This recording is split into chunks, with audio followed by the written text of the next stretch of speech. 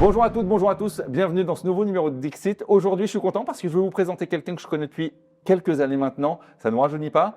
J'ai tenu absolument à vous le présenter parce que c'est ce qu'on appelle aujourd'hui un serial entrepreneur avec une très grosse dose d'humain. Notre invité du jour, c'est Sébastien Delafont. Salut Sébastien. Bonjour Olivier. Je suis hyper content que tu sois là.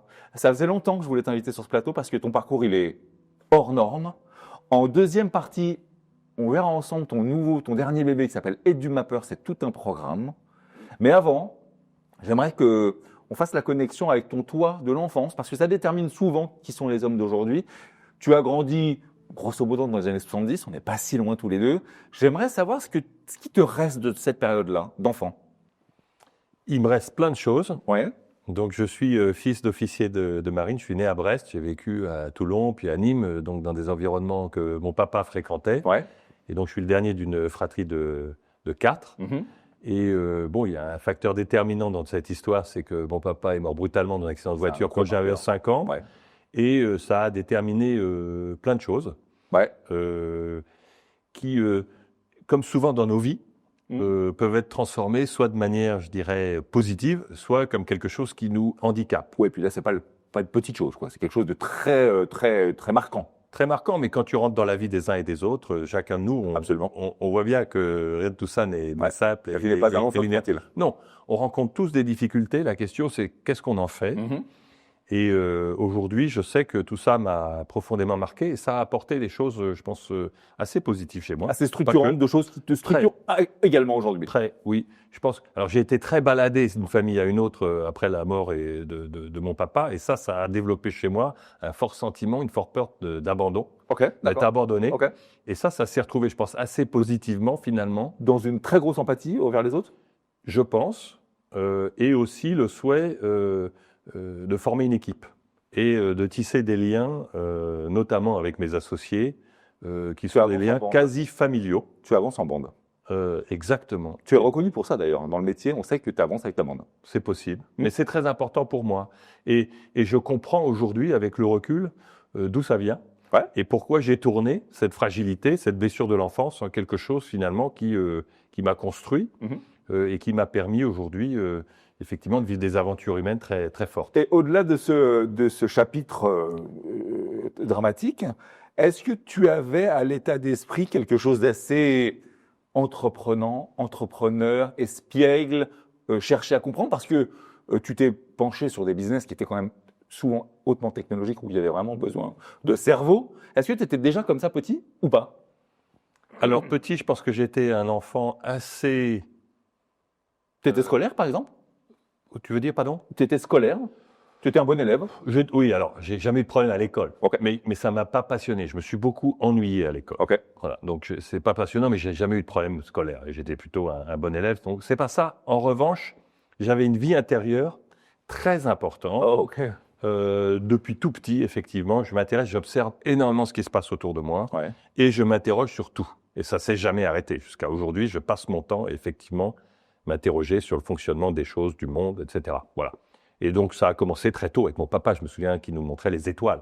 Ah oui. Et voilà. Donc, c'est un rapport au monde, un rapport à l'observation et une curiosité qui n'a jamais cessé de m'habiter. Mais je pense qu'il y a quelque chose de plus profond et que j'ai réalisé encore et qui est en lien direct avec ma vie professionnelle. Et j'ai réalisé ça quand j'ai eu 40 ans. C'est l'apport de mon papa. Et puis, en fait, j'ai été quelques années plus tard adopté par un autre. Parce que ma maman s'est remariée à un autre officier de marine qui, quelques années plus tard, est devenu mon deuxième papa et m'a adopté. Et en fait, la ligne, donc je dirais l'influence du monde militaire et du monde notamment des marins a été importante, mais j'en ai pris conscience que beaucoup plus tard. À 40 ans, ok. Quand, après des premières expériences, on va peut-être en parler dans le monde du business, m'ont fait prendre conscience de ce que mes deux papas m'avait enseigné, et du coup j'étais un peu orphelin de ça, c'était en moi cet ADN-là, et j'ai eu besoin dans ma carrière professionnelle de retrouver ce qui m'avait construit plus jeune. Un cadre... Oui, et ça en fait, c'est toujours une ligne. Donc tu parles effectivement de ma curiosité, de mon intérêt pour des nouveaux business, de l'innovation, oui, mais il y a aussi la recherche d'une certaine culture et de certaines valeurs dans le monde du business. Alors les valeurs, moi qui te connais un petit peu maintenant, Les valeurs, c'est des choses qui, quand on parle de Sébastien Delafont, il avance en bande, il réfléchit à des business qui sont quand même hautement technologiques et intelligents, et une grande empathie, et c'est quelqu'un qui prend jamais quelqu'un de haut. C'est-à-dire qu'il s'intéresse à tout le monde, peu importe où on est, il va écouter, il va se forger son... En fait, c'est ce que tu dégages de l'extérieur, c'est quelqu'un d'accessible, on sait que tu fais des trucs de fou, mais tu restes quand même très à l'écoute, très empathique. Et c'est peut-être de là que ça vient, tu as raison. C'est très sympa d'entendre Ouais, ça. Merci Olivier, je suis pas mais non, rien. c'est vrai. Merci beaucoup. Donc, on l'imagine un parcours scolaire qui t'emmène jusqu'à des brillantes études. Tu fais quoi? J'ai fait HEC. En fait, je voulais plutôt, à ce moment-là, être diplomate et je pensais tenter l'ENA derrière. Puis finalement, je me suis arrêté là parce que, j'avais d'autres envies. Tu bascules vers le monde de la finance. Explique-nous, allez, sommairement, cette partie-ci de ta vie, là. Parce que tu t'exportes finalement. Je passe 10 ans dans la banque d'affaires, chez Paribas, puis chez JP Morgan, puis une autre banque qui dira pas grand-chose à grand monde aujourd'hui, mais qui à l'époque était très en pointe sur la technologie, qui s'appelait Montgomery Securities, qui était une des 4 banques spécialisées dans la tech à l'époque. Donc ces 3 banques-là m'ont amené au Luxembourg, à Paris, à New York, à Boston, à Londres. Et là, effectivement, j'ai eu la chance d'accompagner d'abord des familles d'industriels, d'industrie un peu classiques. Et puis, au fil du temps, j'ai commencé à rencontrer des entrepreneurs dans la tech, dont le parcours m'a vraiment complètement inspiré. J'étais pas fasciné par mon métier de banquier. Moi, ce qui m'intéressait, effectivement, c'était le parcours de ces gens qui étaient impliqués dans les entreprises. Soit qu'ils en avaient hérité, qu'ils les développaient, soit qu'ils les créaient. Et ce qui m'a fasciné avec la tech, et là, on est fin des années 90. J'ai 99 comme marqueur important pour toi. En fait, c'est 94-95. Je fais la rencontre de ceux qui allaient monter Business Objects. Ah oui. Et Business Objects, on n'en parle plus beaucoup, mais c'est une des sociétés logicielles européennes qui a le mieux fonctionné. C'était une révolution. Qui s'est cotée au Nasdaq très vite. Et l'aventure de ces garçons qui ont monté ça, Bernard et Denis, m'a beaucoup inspiré. Et je me suis dit, ces deux-là, oui, c'est la voie qu'il faut suivre. Mais bon, pour suivre ces deux-là, c'était pas simple. Mais tu lances toi-même un fonds? Alors ça, c'est après mes 10 ans de banque. Là, je suis à Londres. Je veux me rapprocher de ce monde d'entrepreneurs de la tech. Les dernières années chez Montgomery, j'ai conseillé effectivement des entrepreneurs et des entreprises de la tech sur l'introduction au Nasdaq ou sur des transactions entre l'Europe et les États-Unis. Voilà. Je dirigeais l'activité d'investissement, de banque d'investissement dans la tech pour cette banque-là. Et je me suis dit, bon, moi, ce qui m'intéresse, c'est de me rapprocher des entrepreneurs. Le plus important, en fait, c'est ceux qui les financent et qui les accompagnent. C'est le capital risque. Et j'ai voulu, avec Maisie Eng, chinoise de Singapour, et Jim Martin, un Écossais de 3i, monter un nouveau fonds qu'on a appelé Add Partners pour ajouter des partenaires. Et donc là, on a levé près de 200 millions d'euros auprès de très, très grands investisseurs internationaux pour accompagner des jeunes startups européennes dans la tech qui avaient une vraie ambition mondiale. Donc là, on est en 99, on est à Londres et c'est une très, très belle première aventure entrepreneuriale. C'est ta première très grosse aventure entrepreneuriale. C'est la première. Oui, là, je quitte le monde de la banque, je quitte le monde de la finance. C'est un peu risqué quand même, quelque part. Parce que tu quittes un monde très confortable, quelque chose dans lequel tu es implanté, dans lequel tu as réussi, tu es un peu expert de ton domaine, pour aller là. Oui, mais ça, effectivement, et ça va me suivre parce que c'est pas très malin, finalement, de changer d'industrie régulièrement, de pays et de machin. C'est pas comme ça qu'on capitalise, mais oui, moi, j'ai cette curiosité et cette envie d'avancer. Tu peux prendre le risque. Oui. Tu t'autorises le droit de prendre le risque. Oui, alors après, je le finance aussi, c'est-à-dire que j'ai mis de l'argent de côté, j'ai jamais dépensé plus que je ne gagnais, plutôt moins. Et donc, ça m'a autorisé ces prises de risques. Mais effectivement, je sors de la banque d'affaires et je me lance dans cette aventure-là. J'ai pas de sécurité absolue. Oui, c'est vrai. Mais bon, ça, c'est le virus de l'entreprise. Alors moi, je suis quelqu'un à la fois de prudent. Donc, je prends un certain nombre de sécurités, notamment sur le plan matériel. Et ça, c'est la peur de l'abandon. Et mon rapport de l'argent, il est clairement, je dirais, lié à ça. L'argent m'intéresse pas en tant que tel. En revanche, comme sécurité, je pars du principe qu'il faut que je vais pouvoir compter que sur moi-même et il faut que j'ai un matelas de sécurité. Donc, j'ai mon goût de l'aventure, le petit garçon curieux. Certaines mesures. Voilà. Et le petit garçon qui a peur de l'abandon. Donc, il fait quand même preuve d'une forme de prudence avant de se lancer. Du coup, c'est ça. Et donc, je me lance dans cette aventure de création de fonds de capital risque qui a été juste extraordinaire. Et c'est vrai que c'est sympa parce que quand tu y repenses, je suis un jeune Français qui sort de la banque. je m'associe à un Écossais beaucoup plus chevronné que moi, quelqu'un de plus. Jim Martin est très connu dans le secteur à ce moment-là. C'est un Écossais qui dirige la tech chez 3i. Maisie Eng, elle, c'est une ingénieure très très forte sur les semi-conducteurs, qui a la médaille d'or, l'invention des brevets à la California Technology Institute, University of Technology. C'est vraiment des gens très brillants. Ouais, okay. C'est une chance de pouvoir m'associer à eux. Et donc, c'est vrai que ce premier fonds qu'on monte, c'est un truc assez incroyable. Donc là, on est investi dans une vingtaine de boîtes, mais on est quand même rattrapé par l'explosion de la bulle des .com. Ouais, ah oui, ok. Et quand bien, alors nous, on a été sauvés parce qu'effectivement, on a investi derrière les sociétés .com, du e-commerce, etc., qu'on n'a plus revu. Nous, on investissait dans l'infrastructure, les semi-conducteurs, les building blocks qui étaient derrière, les technologies mobiles. Et bon, voilà. Donc, c'était un parcours de 7 ans ou 8 ans avec... Un marqueur qui nous a télescopé un peu tous les attentats de World Trade Center. Qu'est-ce que ça provoque chez toi? Alors, j'ai envie de dire de façon personnelle et professionnelle. Comme nous tous, je sais très bien là où je suis, effectivement, le 11 septembre 2001. Et je suis au bord d'une société en France qui s'appelle Freever, qui se vendra quelques années plus tard à des Italiens. Et on assiste pendant ce board à, je dirais, ce spectacle incroyable. Bon, je pense qu'on ne comprend pas sur le moment ce qui est en train d'arriver. Et en même temps, quand je reprends le train pour Londres l'après-midi, je croise des Américains et je comprends que le niveau d'angoisse et de colère chez eux va amener une réaction très forte. Et en fait, je pense qu'on est en 2025, on est dans le monde des tours jumelles, de l'après et des conséquences sur la psyché américaine dans leur rapport au monde post-attentat du 11 septembre, avec ce qui s'est passé après en 2003, ce qui s'est passé en Afghanistan, etc. Et avec pas mal de conséquences assez malheureuses quand on y pense. Donc oui, je sens bien que le monde bascule. Et ça, c'est une interrogation pour moi qui est présente encore aujourd'hui. Comment est-ce qu'on arrive à s'épanouir, à être heureux et à faire son chemin d'homme ou de femme dans un monde compliqué, un monde chaotique, un monde potentiellement malheureux? T'as trouvé la réponse? Non, mais j'y travaille. On va attaquer un gros morceau maintenant, parce que, alors, bien sûr, tous les gens qui nous regardent et qui te connaissent pour un fait d'armes particulièrement, qui est la bombe meilleursagents.com, qui fait une grande partie de ta vie. Première question, comment ça te vient l'idée de ça? C'est pas mon idée, et je me suis intéressé à l'immobilier. Alors d'abord, je suis revenu de Londres, je pensais monter un nouveau fonds de capital risque, puis je me suis dit qu'en fait, ce moment était venu pour moi de me lancer vraiment dans l'entrepreneuriat. Quand bien même, j'avais pas un savoir-faire spécifique dans un domaine, parce que quand tu es banquier, investisseur, bon, t'as pas une spécialité si tu veux. Donc voilà, se lancer dans un domaine de l'industrie que tu connais pas, c'est pas forcément évident. Et en même temps, c'est une chance, parce que quand tu veux bousculer un secteur, c'est bien de ne pas le connaître. Tu as une certaine fraîcheur, un regard différent. Oui, et ta candeur t'amène aussi à penser que certaines choses sont possibles, que les autres, les spécialistes, ceux qui sont là depuis 20 ans ou 30 ans, pensent impossible. Et on le voit dans plein de secteurs. Tu t'intéresses? Oui, alors attends, je suis d'accord avec toi. Cela dit, là, tu t'intéresses à une vieille mariée quand même.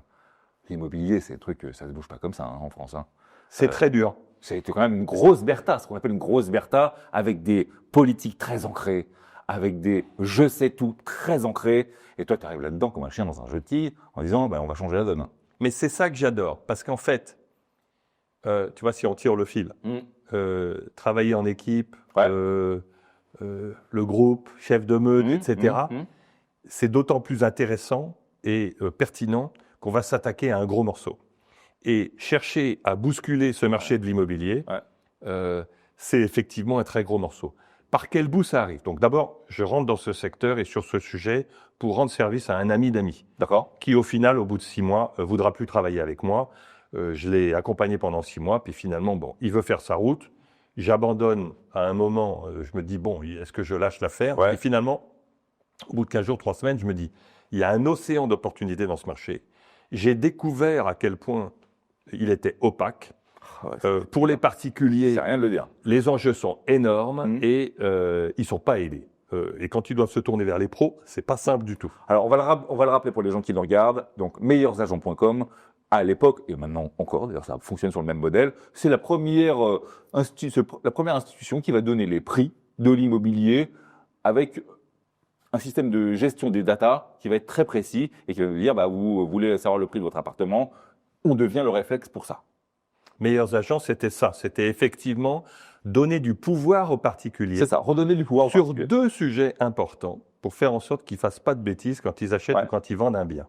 1, faire la plus grande transparence possible sur les prix. Oui. Pour qu'ils sachent évaluer un bien immobilier, celui qu'ils allaient acheter ou vendre, et pas se faire rouler. Donc de ne pas se laisser dicter la messe par un professionnel de l'immobilier. Oui. Et rééquilibrer les pouvoirs. Okay. Donc ça, c'est notre première quête, donc sur l'information sur les prix. Et la deuxième chose, c'est vous tournez vers un professionnel de l'immobilier, on va flécher, on va vous donner des informations de manière à ce que vous choisissiez le mieux possible. Donc en fait, on a été un acteur de la transparence et chercher à donner du pouvoir à l'utilisateur, au consommateur final. C'était ça notre mission. En fait, cette partie professionnelle de l'immobilier devient finalement un business model pour la boîte. Tout à fait. C'est-à-dire que c'est gratuit pour les particuliers, on leur éclaire la route, mais on fait payer les agents immobiliers vers qui, effectivement, on dirige des gens qui vont vouloir faire du business avec eux.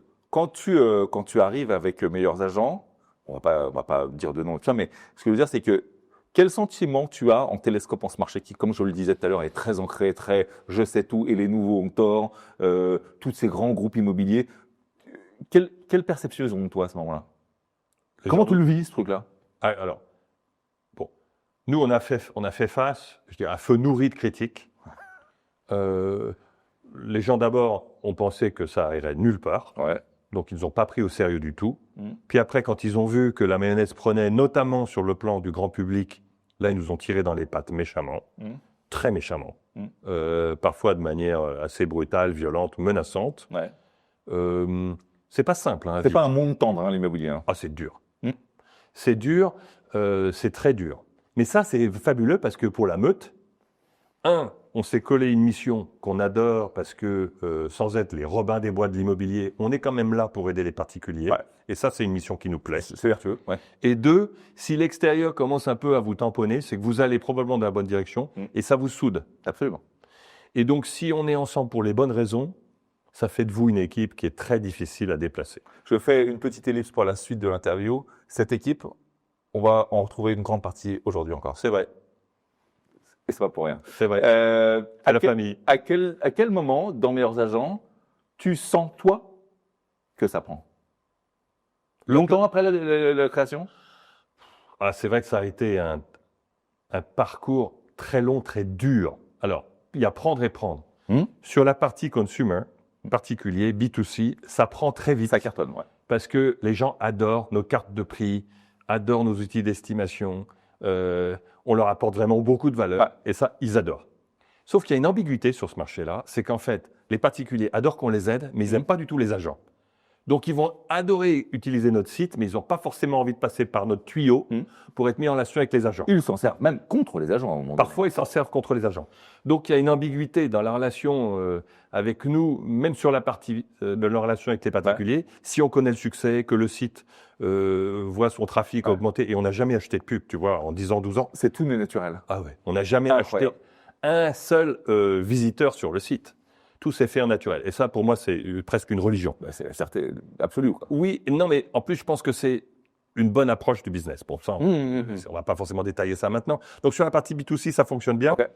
Sur la partie avec les agents, ça a été beaucoup plus long.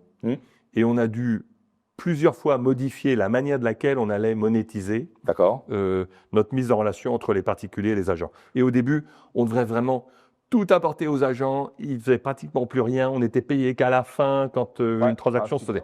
Et sur la fin, quand on avait gagné une forme de notoriété et que les gens avaient compris qu'on était un peu incontournable dans la préparation d'un projet, là on pouvait facturer des abonnements, etc. et de manière beaucoup plus scalable et sécurisée pour nous, petits, souvent auprès de beaucoup plus grands agents. Et ça a mis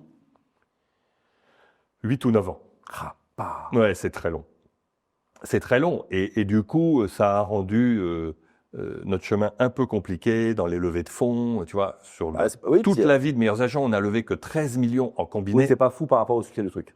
Non, et quand tu vois les sommes qui sont levées aujourd'hui par des boîtes qui ont créé finalement moins d'outils, moins de trafic, etc., on a vraiment eu je dirais, un chemin très compliqué. Au plus fort de l'activité de Meilleurs Agents, ça a été combien de personnes dans ce bateau?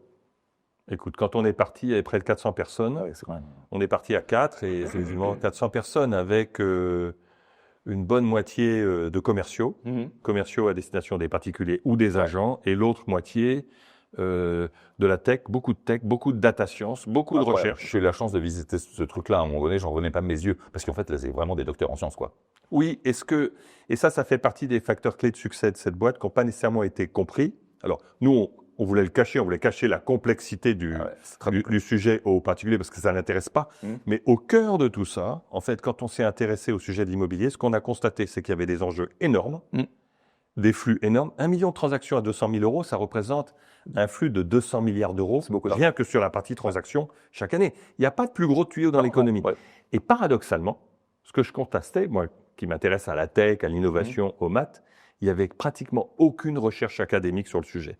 La seule qu'on trouvait, c'était aux États-Unis. Exactement. J'allais te dire Zillow, Trulia à l'époque et ces choses-là. Oui, avec de l'innovation, mais parce que les datas étaient beaucoup plus facilement disponibles aux États-Unis. Et du coup, il y avait plus de recherche aussi. Et puis, il y avait une culture. Et une culture. Et en France et en Europe, quasiment aucune recherche académique, très peu de supports et de sujets mathématiques, et les données n'étaient pas accessibles. Et ça, nous, on s'est mis en tête d'apporter de la science, d'aller chercher de la data, et donc d'apporter de la data science à un sujet central de notre économie qui n'en avait pas. Tu l'as fait sur un modèle pour qu'on explique aux gens qui ne seraient pas férus d'immobilier pourquoi il y avait ce modèle-là aux États-Unis. C'est que aux États-Unis, dans les pays anglo-saxons en général, les agents immobiliers n'ont pas la même vocation. C'est-à-dire que très souvent, l'acquéreur a un agent immobilier, très souvent le vendeur a un agent immobilier, ça se passe entre professionnels, et donc les agents immobiliers ne se tirent pas dans les pattes, ils sont même plutôt confrères que concurrents. Nous, chez nous, l'agent immobilier est quelque part juge et parti. C'est-à-dire qu'il s'occupe des intérêts du propriétaire et des intérêts de l'acquéreur, qui fait que sa position, de fait, est juge et parti, donc il a un peu de scrupule à donner de la matière. C'est pour ça que c'est d'autant plus admirable, Meilleurs Agents en France, parce que c'était dur. C'était dur, et effectivement, il y a une culture de la rétention de l'information par les notaires, par les agents, et le système baignait là-dedans. Et c'est vrai, je pense qu'on a été un acteur important pour l'ouverture de l'information, et ça a plein de conséquences, parce qu'en fait, la transparence de l'information, c'est par ricochet quelque chose qui va avoir, je dirais, plein d'effets sur toute la chaîne. La prise de décision par les particuliers acheteurs et vendeurs est beaucoup plus fluide. Absolument, elle est plus agile, c'est bon. Les professionnels doivent, je dirais, être beaucoup plus musclés dans leur justification des prix à l'achat, à la vente. Ça fait monter le niveau de jeu de tout le monde. Donc en fait, ça a un impact systémique très fort. Et effectivement, je pense que la bataille qu'on a livrée, un peu contre le système, pour les consommateurs, enfin sans forcément... Non, mais ça a permis une certaine régulation intelligente du marché. Oui, je pense que ça a des conséquences dans la durée sur le marché, une fluidification, une normalisation, une professionnalisation, une sécurisation pour les parties prenantes assez importante, oui.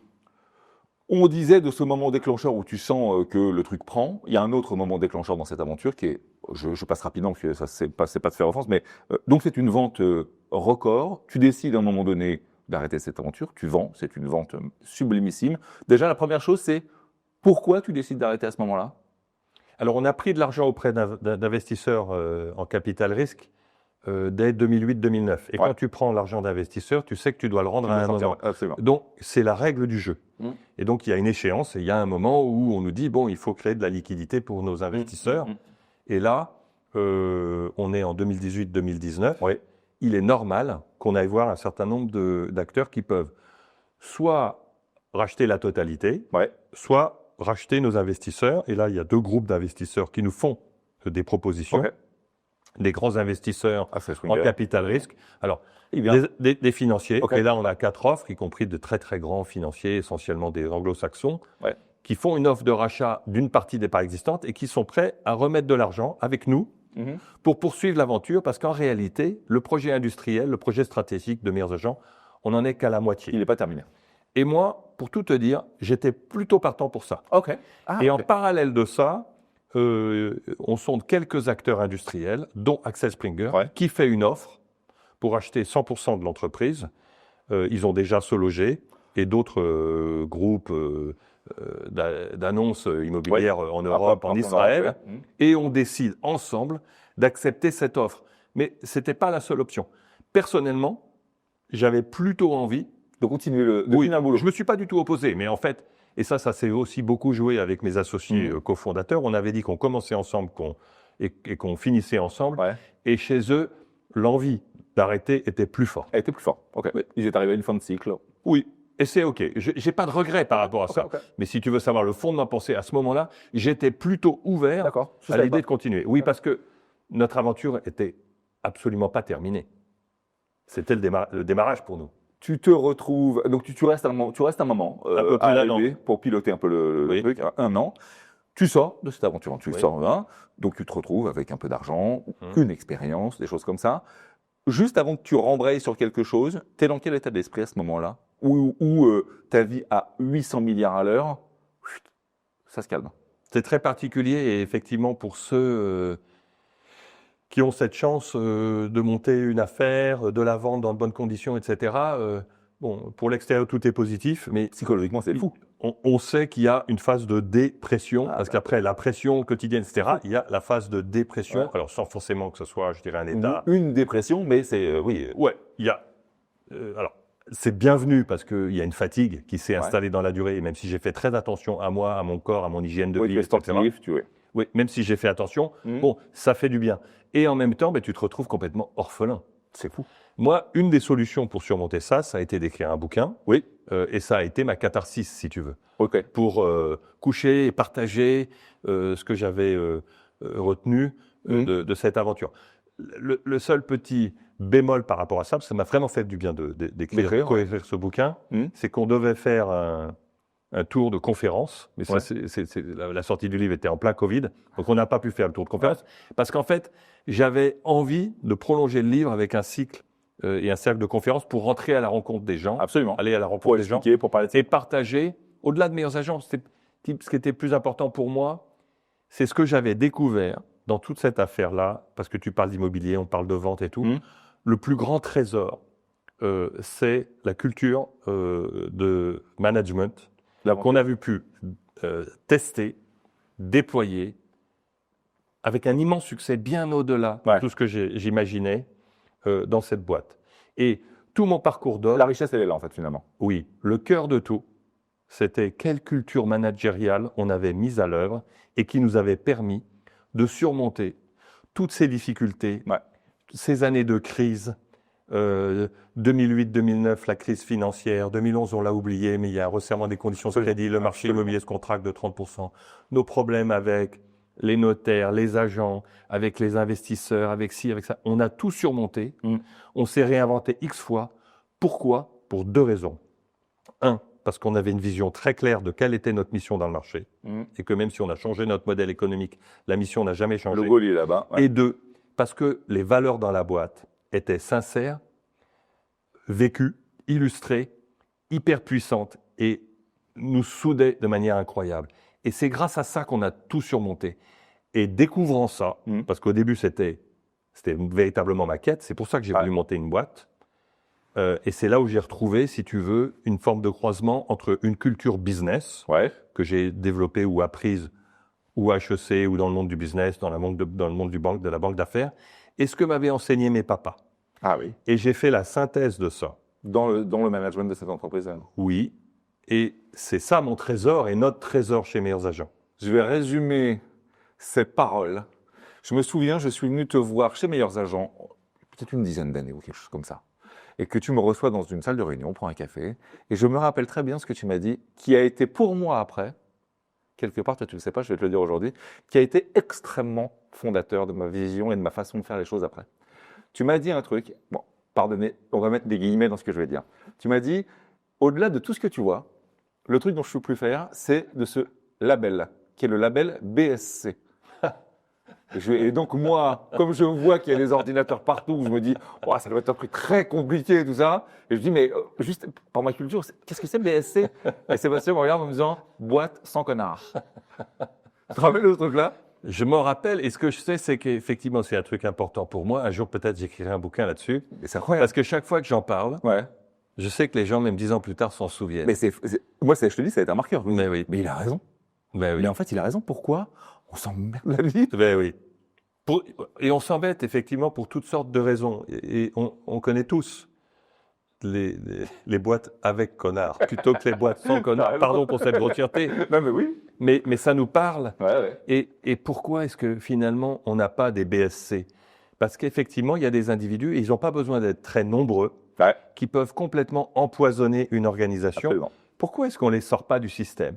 Ah, parce qu'ils sont là depuis très longtemps, parce qu'ils rapportent une grosse partie du chiffre d'affaires, parce que tu comprends, ils ont une situation personnelle compliquée, alors du coup on a pitié. Ah, ils sont très proches du président. L'onde de choc pourrait être fort. Quelles que soient les raisons. Et en fait, c'est toujours des mauvaises raisons. Parce que les conséquences de conserver ces individus qui pourrissent la culture, qui font le contraire de ce qu'on recommande, les conséquences sont absolument énormes. Et du coup, voilà. Donc, il y avait cet esprit-là qui flottait, effectivement, à l'époque dans la boîte. Ah ben, je suis content que tu aies retenu ça, c'est sympa. On va passer donc maintenant dans une autre équipe. Est-ce que tu en as tiré tous les enseignements? Ah, mais incroyable. Celui-ci, ça a été très fondateur pour moi. EduMapper. Ça y est, on y est. EduMapper, c'est tout neuf. Ça vient presque de sortir, on va dire. Comment tu pourrais, si on était en pitch elevator, comment tu pourrais le pitcher?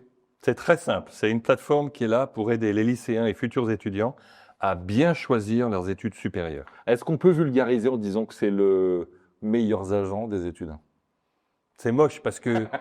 Ah non, c'est moche. Mais alors, il y a des choses, il y a des parallèles dans la mesure où effectivement, on veut fabriquer de la transparence sur le sujet de l'enseignement supérieur et de l'éducation. Et dans un truc qui est très compliqué à bouger, comme l'était l'immobilier. Et dans un truc énorme qui est peut-être encore plus énorme, qui est le sujet effectivement de l'enseignement supérieur et de l'éducation. La médecine, l'éducation et l'immobilier. C'est vrai. Je sais quoi faire depuis la voilà. Tu l'as dit. Non, mais oui, c'est encore une très grosse montagne et c'est un superbe sujet, je crois, pour les familles. Ouais.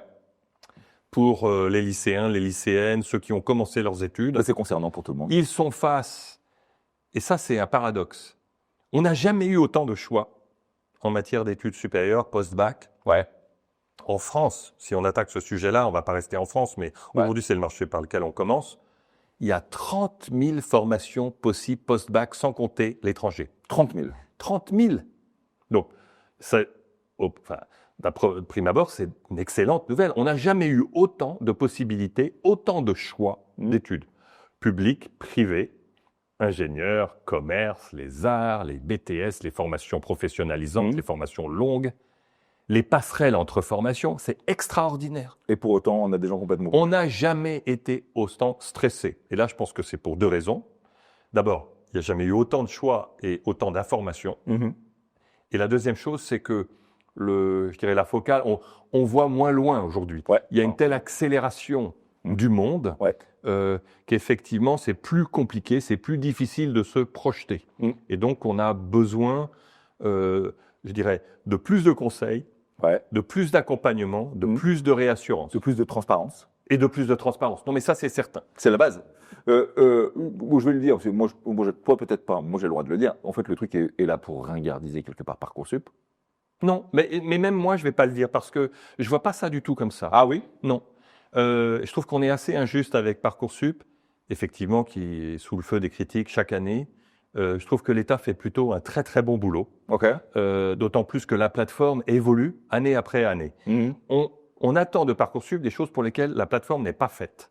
La plateforme, elle est déjà là pour être une très bonne gare de triage au moment du bac, vers la majorité, alors pas toutes les formations, parce qu'effectivement, nous, on va recenser toutes les formations. Parcoursup, pour toutes sortes de raisons, ne recense pas tout. D'accord. C'est OK. Donc l'exhaustivité est un des marqueurs différenciants entre les deux. Oui, ça c'est sûr. On va chercher à mettre tout le monde sur la plateforme, y compris l'étranger.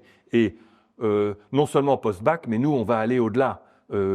Licence jusqu'à master, pourquoi pas doctorat, etc. Donc, Parcoursup, au moment du bac, fait un travail assez extraordinaire de triage et d'allocation des vœux entre une classe d'âge de 600, 700 000 bacheliers et 25 ou 26 000 formations. Et là-dessus, Parcoursup fait un très très bon boulot. En ce qui concerne l'accompagnement, le conseil, la compréhension des conséquences de tel ou tel choix dans la durée. Et en fait, il faut être là dès la classe de seconde. C'est ça. Pourquoi ? Parce qu'en seconde, en France, on demande aux lycéens de faire des choix sur des spécialités. On va leur demander de choisir 3 spécialités. Mais ces spécialités, dont on va en lâcher sur les 3 une, vont avoir plein de conséquences. Absolument. En terminale, parce qu'en terminale, si je veux être médecin ou ingénieur, si j'ai pas fait maths physique, problème. Et ça, c'est des choses auxquelles il faut avoir pensé dès la seconde. Donc en fait, nous, on va avoir vocation à accompagner les lycéens et leurs familles bien avant la terminale et après la terminale. Donc collège. Oui, collège. Donc c'est pas encore tout à fait le cas sur la plateforme maintenant, mais c'est clairement l'ambition. Il faut être capable. Ces questions d'orientation, c'est pas un truc où à un moment donné, là, ça y est, je me réveille, je veux être pompier, je veux être pilote de chasse, je veux être médecin. Non, c'est quelque chose qui évolue dans le temps, où il faut pouvoir accompagner le jeune dans sa réflexion. Certains ont la chance d'avoir une vocation très tôt et de savoir très vite ce qu'ils veulent faire et ils vont s'y coller. La majorité ne sait pas, va changer, va avoir d'abord un prisme en fonction d'un métier ou alors d'un type d'études ou d'une géographie. Et il va falloir qu'ils y reviennent et qu'ils puissent y revenir. Donc c'est un compagnon de route. Pour les étudiants. Un peu comme ce que pourrait faire réseau social en moins LinkedIn dans le monde professionnel. C'est-à-dire que c'est quelque chose dont on ne se sert pas qu'une fois. En fait, on s'en sert tout au long d'un parcours. Avec la dimension conseil. Parce que sur LinkedIn, qui a une extraordinaire base de données et qui effectivement permet des interactions, la dimension conseil et accompagnement, je pense, n'est pas très développée sur LinkedIn. EduMapper a vocation à conseiller et à aider à l'orientation. Alors, il y a c'est ce que j'ai cru comprendre, mais tu vas me corriger si je me trompe, mais il y a une très grande vocation prédictive quelque part également dans EduMapper. Alors oui, c'est un mot qu'il faut utiliser, je pense, avec beaucoup de prudence. Alors, ça peut s'appliquer à plein d'endroits. Prédictif, ça peut être aider au moment, par exemple, des choix sur Parcoursup, des étudiants à calculer leurs chances d'être admis à telle ou telle formation. Et c'est là où la data science et les maths vont entrer en ligne de compte et on va muscler ça de plus en plus. Donc, c'est l'accompagnement à la décision, l'aide à la décision avec le meilleur des maths, le meilleur de la data. Par exemple, pour calculer ses chances d'accès, par exemple, pour comprendre les véritables débouchés d'une formation. Ce qui peut éviter de perdre du temps, ce qui peut éviter de se fourvoyer dans un truc qui ne marchera pas. Ou qui n'est pas fait pour nous. Mais là où je dis qu'il faut qu'on soit prudent sur l'utilisation du mot prédictif, c'est qu'il ne faut pas que ça devienne déterministe. C'est-à-dire, nous, on est plutôt là pour faire en sorte, pour maximiser, je dirais, optimiser les chances de tous les étudiants et étudiants ou futurs étudiants, etc., quelle que soit leur origine sociale, quelle que soit leur origine géographique. C'est le gros point. Et il y a pas mal d'autocensure, si tu veux, dans les campagnes ou dans des milieux qui n'ont pas eu accès aux meilleures informations. Il y a des jeunes gens qui ont en fait des possibilités auxquelles le système pourrait offrir toutes sortes d'opportunités et ils ne les connaissent pas ou ils s'auto-éliminent, ils s'auto-censurent.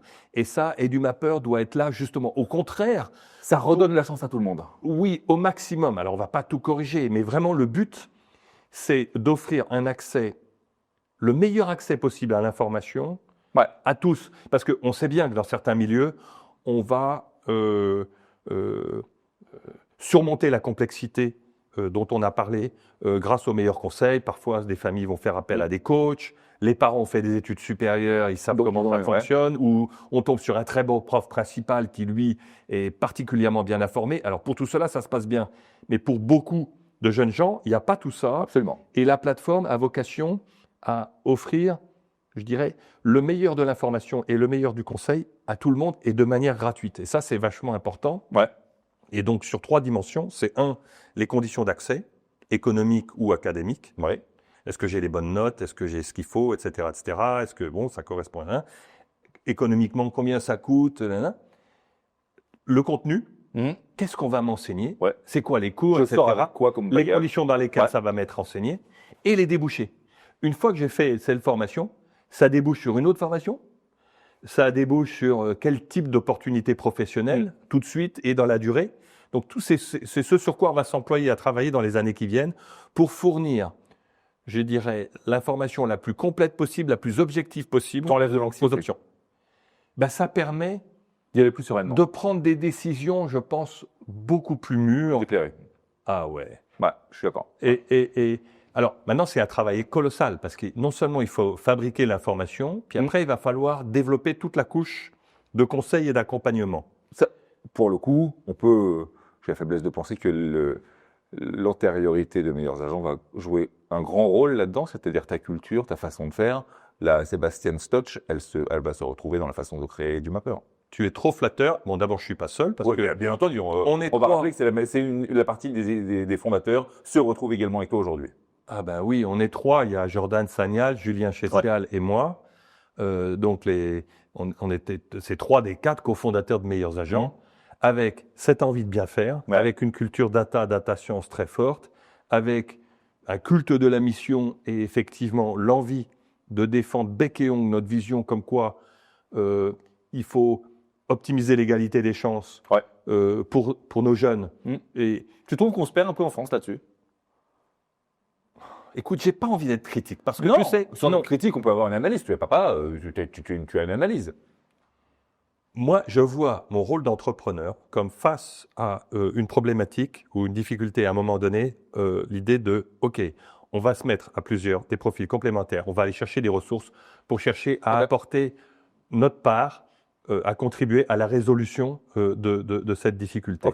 On fait plein de choses très bien. Il y a des choses qu'on pourrait faire mieux. C'est sûr, mais je suis quelqu'un qui veut porter un regard résolument optimiste et constructif sur les choses. Donc pour moi, j'y vois l'opportunité de faire mieux.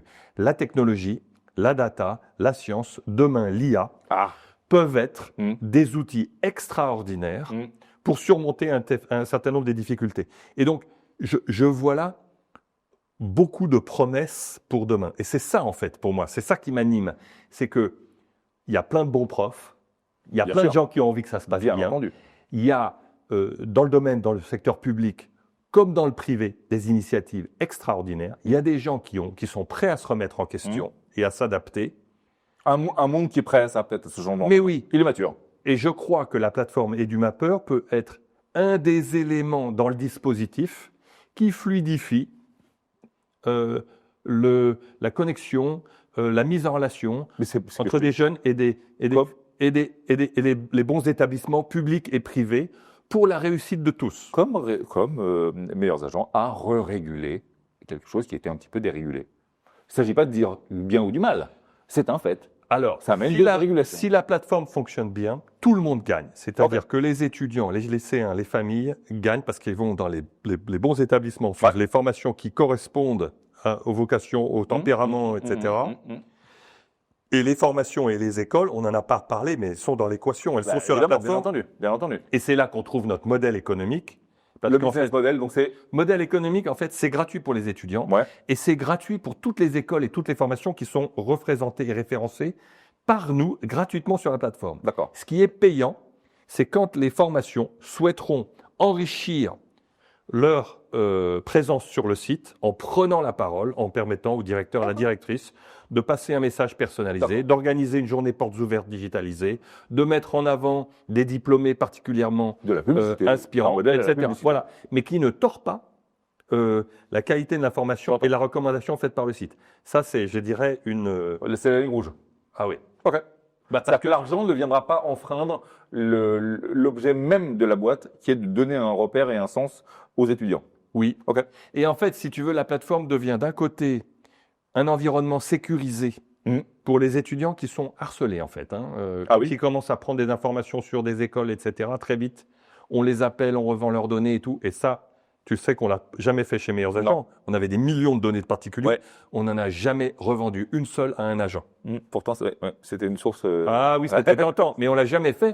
Et donc ça, parce que qu'est-ce qu'on va faire? On va fabriquer, c'est notre vocation, de la confiance des familles et des étudiants. Et ça, il va falloir qu'on protège leurs données pour mériter cette confiance dans la durée. Absolument. Voilà. Mais donc fais rentrer, je suis obligé d'ouvrir ce passage-là parce que aujourd'hui, il est là, il est partout autour de nous, là, l'IA.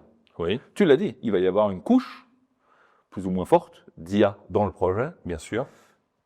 Alors, qui dit IA dit tout ce qu'on entend aujourd'hui, les peurs, les craintes, c'est nouveau, ces choses comme ça. Dit aussi fiabilité. Dit aussi sécurité. Dit aussi que l'IA est créée et développée dans une certaine façon, est-ce que ça va pas augmenter une certaine fatalité par rapport à l'étudiant qui va mettre ses mains dans une certaine couche d'IA? Bien sûr. Comment tu comptes intégrer l'IA là-dedans? Quel garde-fou tu vas mettre là-dedans? Alors, toutes ces questions sont absolument essentielles. Tu poses, je pense, les questions centrales. Alors, d'abord, l'IA va être au cœur du système, mais il ne va pas tout vampiriser. Ok. Je pense qu'il Il y aura de l'humain. Oui, et dans notre vision des choses, on parle plutôt d'hybridation entre de l'humain et l'humain au cœur qui doit rester au cœur de la plateforme EduMapper et de la technologie, dont de l'IA, qui est là pour augmenter l'humain, mais pas pour se substituer à lui. Okay. C'est très important. D'accord. Et je pense que ça prendra différentes formes dans la plateforme à l'avenir. Donc ça, c'est la première chose, hybridation et pas substitution. La deuxième chose, c'est une IA éthique. Qu'est-ce qu'on veut en réalité pour nos enfants? On veut qu'ils bénéficient du conseil le plus bienveillant, responsable et intègre. Bien sûr. Et on ne veut pas de la reproduction d'un déterminisme social où effectivement une IA commenterait, justement reproduirait ce qu'on ne veut pas reproduire. On parle d'égalité des chances. Enfin, aujourd'hui, l'IA dans ce domaine-là juge, on peut même oser le mot, elle est extrêmement discriminante quelque part. Et bien justement, on va chercher à corriger ça. Alors, ça, c'est dans la manière de laquelle on va programmer notre IA. Et ça, c'est très important, avec une dimension éthique très forte. Et on aura un conseil scientifique et un conseil éthique pour nous accompagner là-dedans. C'est trop important. Et puis, elle va aussi s'asseoir sur les informations les plus fiables. Parce qu'on peut déjà demander à des IA toutes sortes, on peut poser toutes sortes de questions en matière d'études, etc. En revanche, aucune aujourd'hui ne dispose et ne disposera de la base d'informations que nous sommes en train de construire, nous, chez EduMapper, comme spécialistes de ce secteur. Et ça, c'est très important. Parce que, je dirais, nous, on a vocation à avoir vraiment l'information la plus fiable sur c'est quoi les véritables conditions d'accès, c'est quoi le véritable enseignement qui est dispensé, c'est quoi les véritables débouchés. Et ça, c'est quelque chose qui est mouvant, qui est très complexe et qu'on est en train de construire. Et ça, on est payé pour savoir que pour avoir une base d'information de qualité et exhaustive, c'est très, très complexe. Et ça, ce sera notre cœur de métier. Donc, une IA éthique et responsable, appuyée sur la meilleure information possible. Pourquoi? Pour fournir le conseil, celui dont on rêve en fait, comme si on appelait un ami qui était vraiment le plus grand spécialiste, la plus grande spécialiste. Et d'ailleurs, on travaille, un des membres de notre équipe, c'est Claire Chalier, qui est conseillère d'orientation depuis 20 ans dans des lycées privés ou professionnels et qui oriente des jeunes dans toutes sortes de directions. Elle fait un métier extraordinaire, elle enlève le stress parce qu'elle est capable de comprendre qui elle a en face. On sait qu'elle est, je dirais, super intègre, super informée. C'est la personne au bon moment qu'il fallait Et tout le monde se l'arrache. Sauf que des clercs, il y en a combien en France? Et quel pourcentage des familles peuvent avoir accès à ce type d'informations? Et puis même Claire, face à la complexité dont on parle aujourd'hui, à certains moments, elle ne sait pas tout. Il y a peut-être des informations qui lui manquent. Donc, une Claire augmentée par une plateforme. Donc, l'hybridation, le fameux mot. Oui. Et ça, je crois que c'est une vision assez prometteuse des choses et pour offrir les meilleures opportunités possibles à jeunes demain. Et ça, pour moi, c'est je dirais un projet qui est incroyablement motivant. Sécurité, on l'a vu l'IA à l'intérieur, alors il y a l'IA à l'extérieur. On recevait il y a très peu de temps sur ce plateau Luc Ferry, qui a écrit un bouquin sur le sujet. Tu n'es pas sans savoir que les cartes sont en train d'être totalement rebattues sur les métiers. Et bien entendu, ma question, elle va être directement pourquoi, sur les études qui vont conduire à ces métiers qui n'existent probablement même pas encore. On a vu qu'il y avait, même maintenant, en 2025, à l'heure où on enregistre cette émission, des métiers qui sont à très court terme condamnés à quasiment mourir. On entend les traducteurs, les interprètes, les juristes, les choses comme ça. C'est des métiers qui sont télescopés clairement par les... Bon. Ces métiers avaient des formations. Elles sont encore dispensées. Ma question, j'ai envie de te dire plus de père que d'animateur. À quoi on exerce nos jeunes maintenant, puisqu'on ne sait même pas la suite du truc? Écoute, je pense que pas la première fois. Comment tu mets ça dans ton produit, puisque on ne sait même pas la fin et ça va trop vite? C'est vrai. Tu poses là aussi une question très importante, parce que les études, c'est quoi? c'est une membrane entre la vie d'enfant, d'adolescent, Ouais. puis après la vie d'adulte autonome Ouais. qui rentre avec un métier, des métiers, etc. Et donc, ça se juge à la fin par le parcours d'adulte qu'on va pouvoir avoir.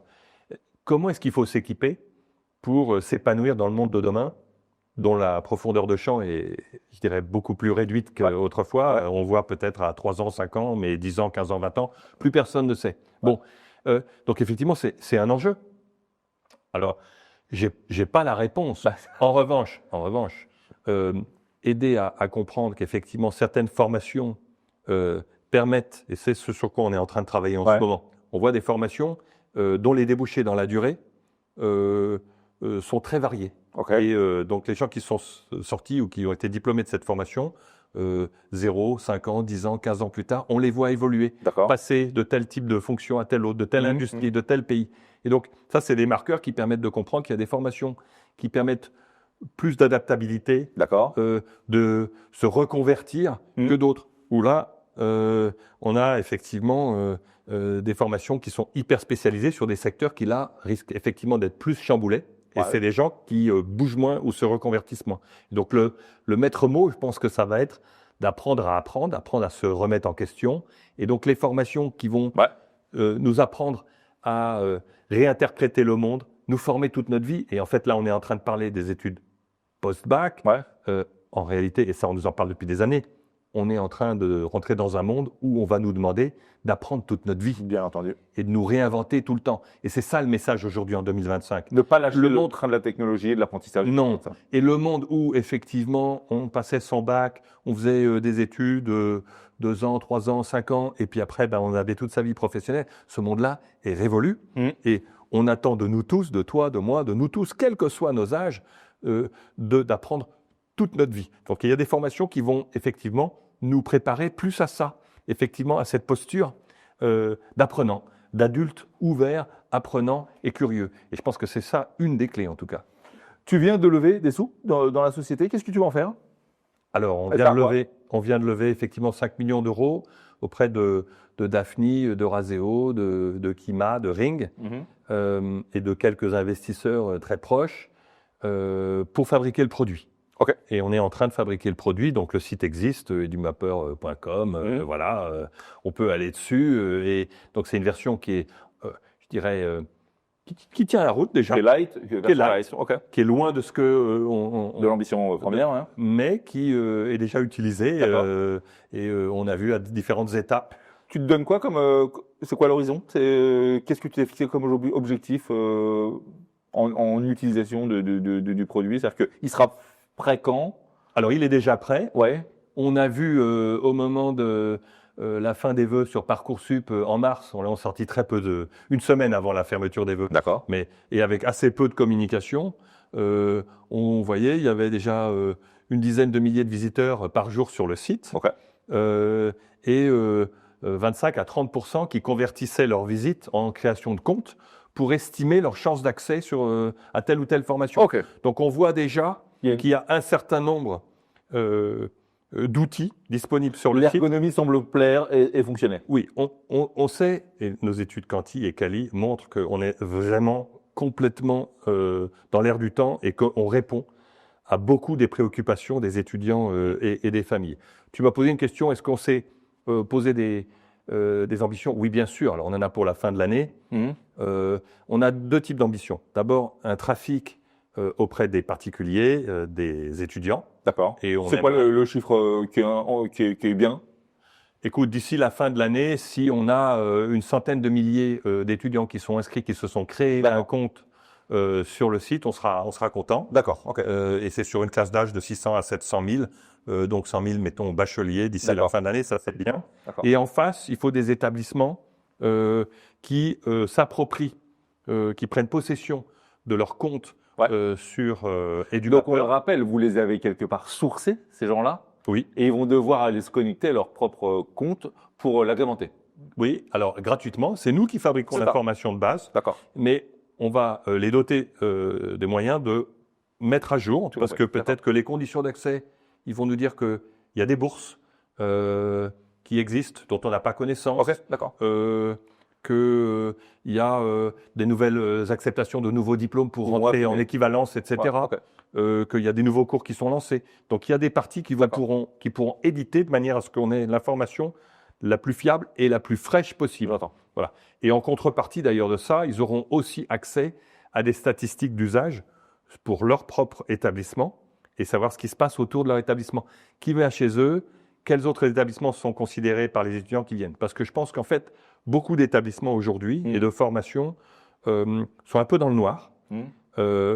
Pour eux, les étudiants, c'est des clients. Il faut les recruter et en nombre et en qualité, parce que c'est dommage si d'abord on ne remplit pas sa promo, sa classe, et ou si on fait venir des étudiants en première année qui, au bout d'un an, disent « mais en fait, ça ne me correspond pas ».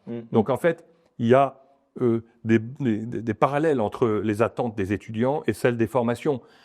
Et la plateforme a pour vocation de faciliter le matching pour que ça gagne du côté des étudiants et aussi des écoles. Et des écoles. On disait donc une centaine de milliers d'inscrits, ça serait le bon chiffre. Et un millier de formations et d'établissements qui soient sur la plateforme, qui se soient appropriés les outils de contrôle d'ici la fin de l'année. En te connaissant un petit peu, je ne peux pas imaginer une seule seconde que ce truc-là est français et restera français. L'ambition, elle est européenne, mondiale?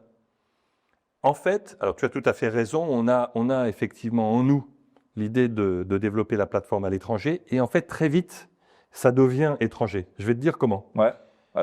D'abord, on a déjà sur le site un certain nombre de formations à l'étranger et on a vocation à présenter notamment toutes les grandes universités vers lesquelles les 3 ou 4% de Français qui partent à l'étranger juste après le bac vont. Donc il y en a déjà un certain nombre sur le site et ça va se développer. Donc l'étranger arrive déjà comme ça. L'étranger est déjà là aussi par des non-français qui viennent de l'Union européenne ou d'ailleurs, d'Asie, du Maghreb, etc. Ils sont déjà sur le site et ça représente déjà 15% de notre trafic. Ils s'intéressent au système éducatif français. Il faut savoir que sur les 3 millions d'étudiants que compte le système, l'enseignement supérieur français, il y a déjà 400 000 étrangers.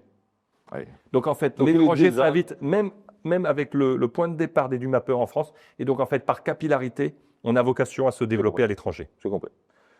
On touche au terme de cet entretien. Mais tu as posé des très très bonnes questions. Je te remercie. C'est la phrase qu'on se souhaite et on se pose tous. Qu'est-ce qu'on peut te souhaiter donc, pour les mois et les années à venir?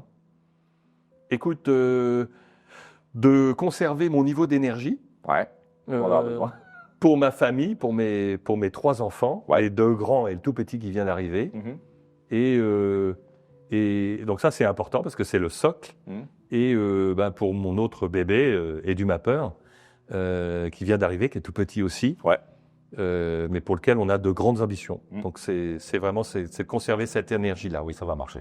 Ça va marcher, je le sens. On va vous mettre autour de cette vidéo le lien d'EduMapper, bien sûr. Aider, contribuer, vous pouvez aller voir, être dans les premiers 100 000 inscrits sur ce site. On va vous mettre également le lien vers ton bouquin. Je pense qu'il peut être inspirant pour pas mal de gens. Et si vous ne retenez qu'une seule chose, comme moi je l'ai retenu, le label PSC, c'est déjà ça, de profiter de l'expérience de Sébastien. Merci beaucoup de ton temps parce qu'on sait qu'il est précieux et d'avoir partagé ce temps avec nous parce que je pense que on a tous appris en t'écoutant. Merci beaucoup Sébastien, ça nous a fait vraiment plaisir. Merci Olivier, merci de m'avoir accueilli. Avec plaisir. Vous qui nous regardez, on se retrouve très vite pour un nouveau numéro de Dixit. D'ici là, tâchez d'être heureux parce que le reste, ça suit toujours après. Bye bye.